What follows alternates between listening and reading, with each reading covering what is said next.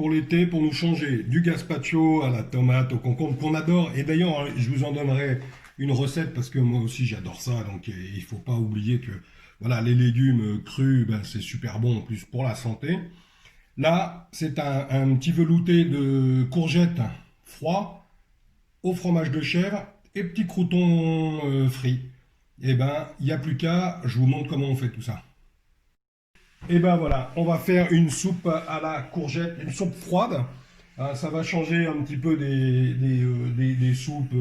Voilà, on peut faire un gazpacho. La prochaine fois, on fera une petite recette de gazpacho parce que c'est sympa. La courgette, il y en a plein les étals, c'est pas super cher et c'est vite cuit, donc on se fait plaisir. On a des bûches de chèvre. Et alors pareil, l'assaisonnement, là, on fait au chèvre parce que c'est sympa, mais vous faites. Moi, j'adore le faire aussi au Sainte-Maure, qui est cendré, donc un petit peu plus, un petit peu un goût plus fermier. Mais sinon, on peut le faire pour plaire plus aux enfants. On le fait à la vache qui rit aussi. Ça va donner un liant un peu différent. Là, il y a 2 kilos et quelques de courgettes, un peu de poivre, une dizaine de gousses d'ail. Voilà pour le volume. Hein. Après, on affine. Et là, qu'est-ce qu'on a mis? On a mis une grosse gamelle d'eau avec du gros sel à pas trop salé, hein, juste une eau salée qu'on met à bouillir. Pendant ce temps-là, qu'est-ce qu'on fait? Hop, et ben, on y va, on coupe nos courgettes. Ça va être compliqué, hein, les amis. Voilà, voilà. Vous avez vu? Ouh, que c'est compliqué, la soupe de courgettes. Non, on n'y arrivera jamais. C'est horrible. Alors, allez, hop, on met tout ça dedans, dans notre gamelle. Hop. Vous voyez, si c'est compliqué tout ça, hein, hop, hop. Ah, je crois que le caméraman a du mal à suivre. Hop là, n'a plus. Et on continue comme ça. Voilà, donc vous avez compris le principe. On fait des petits, des gros cubes. Hein. Alors ça cuit à cœur en un quart d'heure, 20 minutes.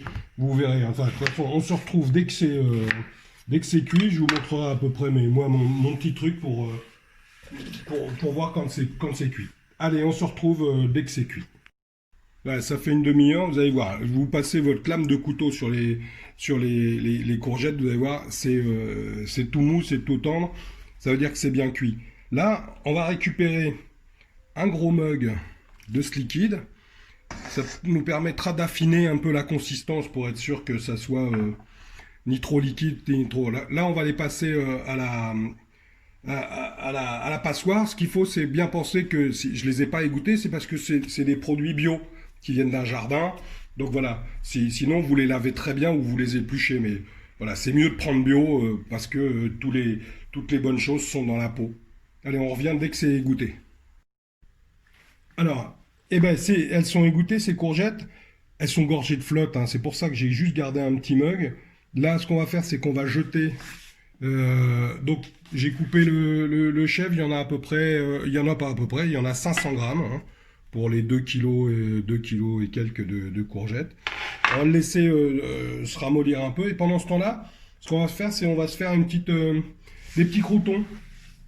Donc, on va se mettre une poêle sur le feu avec un peu d'huile d'olive, un petit peu d'huile d'olive, un peu pas mal. Voilà, on va les faire des petits croûtons un peu frits.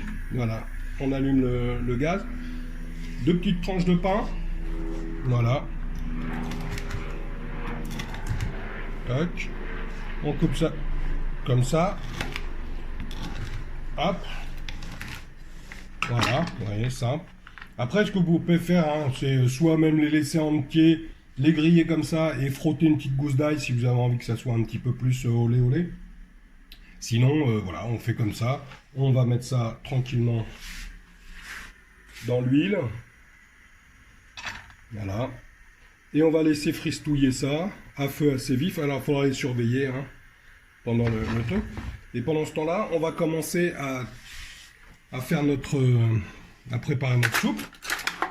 Donc, hop, on va mélanger un peu le fromage de chèvre qui a commencé à ramollir forcément puisque les courgettes étaient super chaudes. Toc. Et on y va avec la touillette magique. Hein.